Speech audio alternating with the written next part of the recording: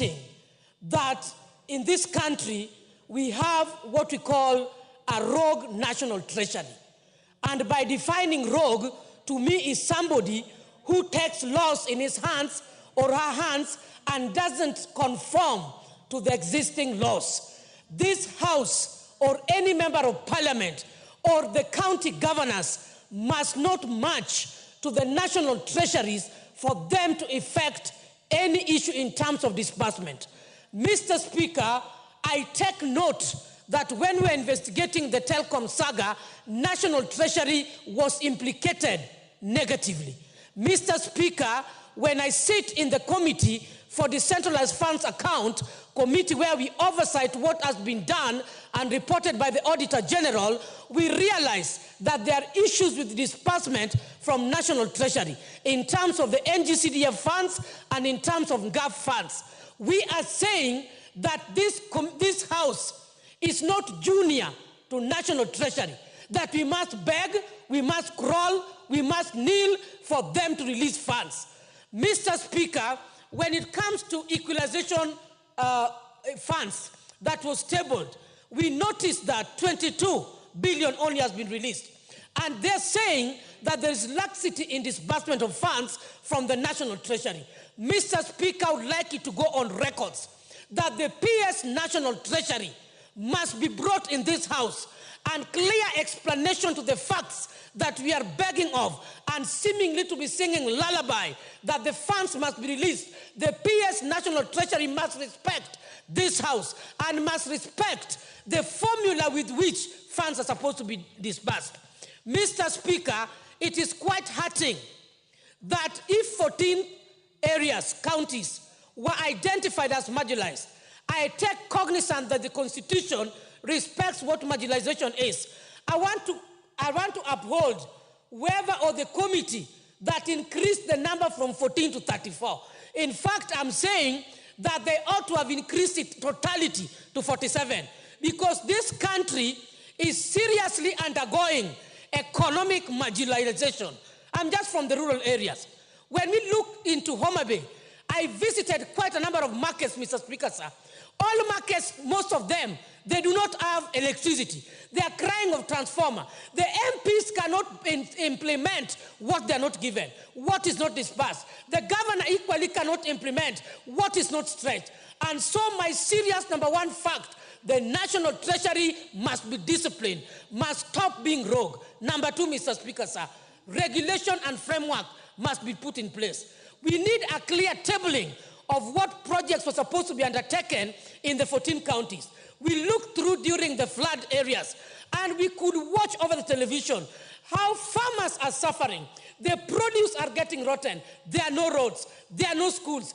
And so we are saying, in as much as equalization funds were supposed to address infrastructure, supposed to address issues of education, health, we are saying we don't want to beg anybody over this. The same way we are budgeting and putting issues right, I want to see that when the budget for this financial year, next financial year, will be tabled in this House must rise to maturity and not focus on the political divide. It is a high time this House must know that they choose to put Kenya on the right track or put Kenya into the drain dogs. And so I'm saying as legislators, we must stand firm that right things are done.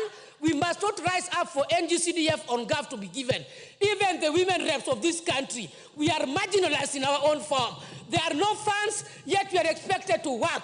We are waiting for what the president promised, 1 billion in the budget cycle. We had been given 1 billion for sanitary towels. We are also marginalized. We are waiting for 1 billion. We don't need to kneel unless as a National Assembly, we don't know why we were elected here. PS National Treasury, take charge, be disciplined, and serve this nation, and must be brought to the floor of this House. Thank you, Mr. Speaker, sir.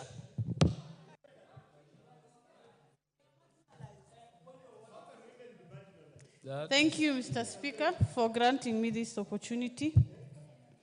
The issue that we are discussing today touches very close to my heart because I come from a region that owns the crown of marginalization. And we might hear many people saying, even us, we are marginalized. But it is after devolution that we got the first national school. I had to travel all the way to Kiambu County to study my high school, to access a national school. Rarely do we see students being placed to national schools in Garissa County, because we have national schools now.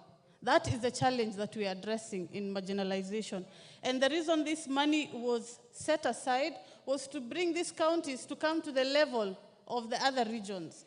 But we are seeing the debate going around of 1 man, 1 shilling. This discussion will further divide our country. We do not want to add any more wounds, because when I hear 1 man, 1 shilling, I will stand here and say 1 shilling, 1 kilometer. So that every county from the marginalized areas get equal share of the national resources, because we all pay taxes. We are not a guest of anybody. We deserve to get these resources. The only discussion that should be on the floor of this House is to audit how the monies were utilized, is to audit how Equalization Fund will be managed under the county government when national government projects are proposed. Because, Mr. Speaker, 2 months ago, my people from the region I come from were washed away in a boat because they were attempting to cross a road. And when I hear my colleague Wandeto say even his constituency is marginalized, I went to that constituency. And even the roads leading to the cattle dip were tarmacked. And they were fully marked. And they had zebra crossings, when I have never seen a tarmac road with my eyes. I come from a constituency that if it rains, I don't even make plans to go. Currently, I was not able to access my own county, my own constituency, because I needed to get a chopper. Mr. Speaker, I do not have money to get a chopper. I am only paid enough to fuel my car and go visit my home. But the floods come, we do not get budgets for dams. If this money is released and utilized appropriately, Mr. Speaker, we will get dams, so that we do not have the issue of floods in my region. The farmers keep investing every rainfall season. By the time the droughts are coming, the floods have washed away our resources. Mr. Speaker, we have livestock. Monies meant for livestock are never seen in my region. So such debates should not focus or should not be politicized. It should be about equality. You cannot govern a country that is poor. You cannot govern a country that do not receive the equal share of resources.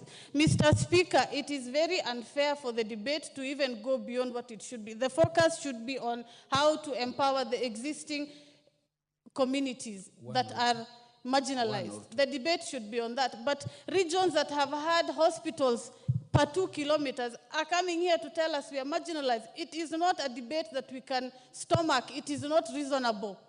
Like I said, I need to find a boat every time it floods, while somebody can just drive down. So the conversation must take a different angle. We need to audit what has been released, how have these funds been allocated, so that we are able to get equal share. But when Central Kenya, for example, or regions that have always enjoyed monopoly of getting the national resources, come here and tell us we are marginalized, Mr. Speaker.